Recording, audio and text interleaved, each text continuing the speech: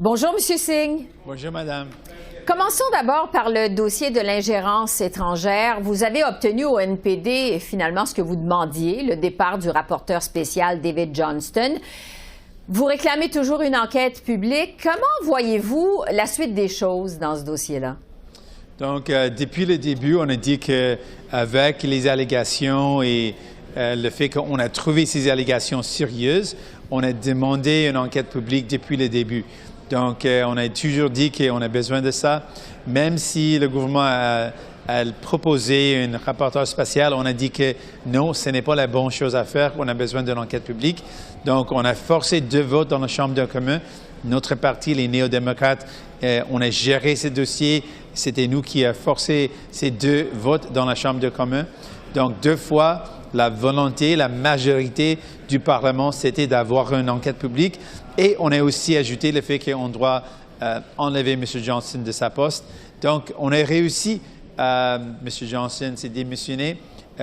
C'était triste parce qu'il n'aurait dû jamais dans cette position, mais je pense que c'est la bonne chose à faire qu'il s'est démissionné.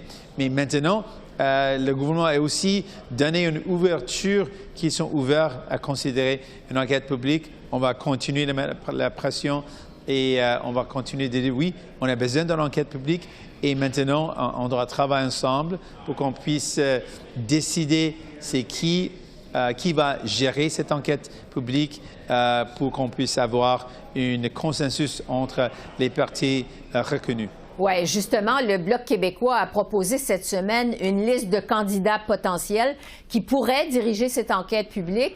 Pourquoi au NPD, vous ne proposez pas de liste de candidats de votre côté afin de contribuer, je dirais, à l'exercice?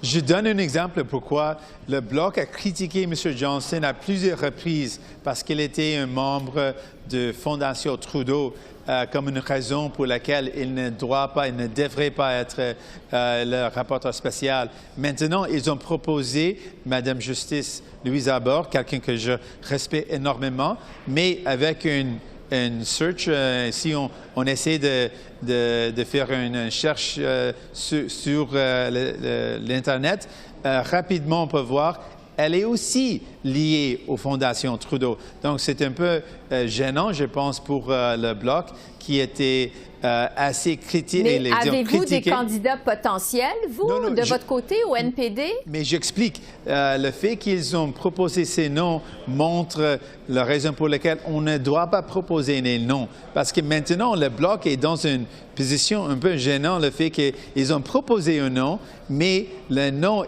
a le même problème. C'est le même problème qu'ils ont proposé. Ils ont dit que les mêmes problèmes que M. Johnston. Donc, ce qu'on propose au lieu des noms, c'est de travailler ensemble avec un processus qui fonctionne.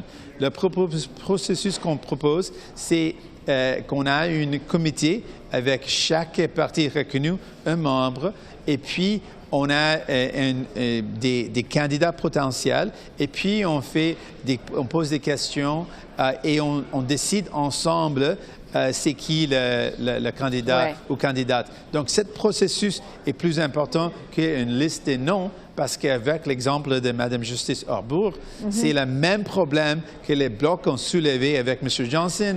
C'est le même problème avec Justice Arbour. Donc, on ne veut pas tomber dans ce piège. On veut avoir un processus qui fonctionne. Oui. Donc, c'est votre proposition à vous du côté du NPD. Sur la décision comme telle de lancer une enquête publique, vous attendez-vous à une annonce de la part du gouvernement Trudeau avant la pause estivale? Donc, ce qu'on veut voir, c'est un engagement parce qu'à ce moment, ils ont proposé ou ils ont montré une ouverture. M.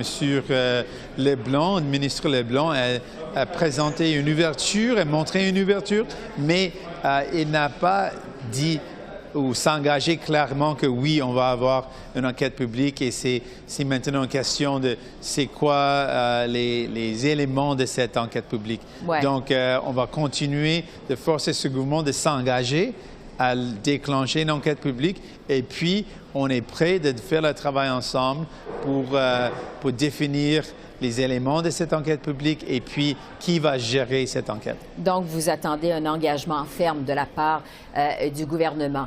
Oui, la dernière fois qu'on vous a reçu en entrevue, M. Singh, bon, vous avez été vraiment très clair. Il n'est pas question pour le NPD de faire tomber le gouvernement sur le dossier de l'ingérence étrangère parce que vous avez vos priorités, notamment l'assurance médicaments. Justement, vous avez déposé cette semaine votre propre projet de loi aux communes sur l'assurance médicaments afin de tenter d'accélérer les choses. Pensez-vous vraiment que ça va faire une différence? Oui, bien sûr.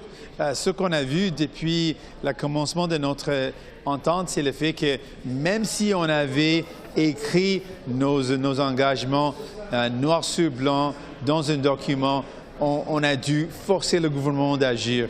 On a dû se battre pour mettre la pression sur les épaules du gouvernement de faire ce qu'il faut.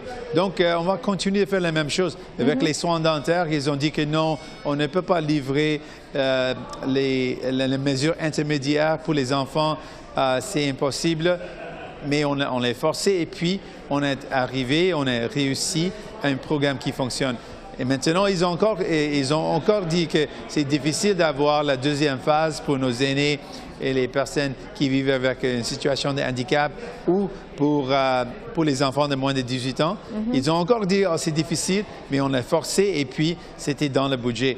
Et avec cette projet de loi, on va faire la même chose. Oui, pour revenir justement sur ce programme d'assurance médicaments relativement au coût.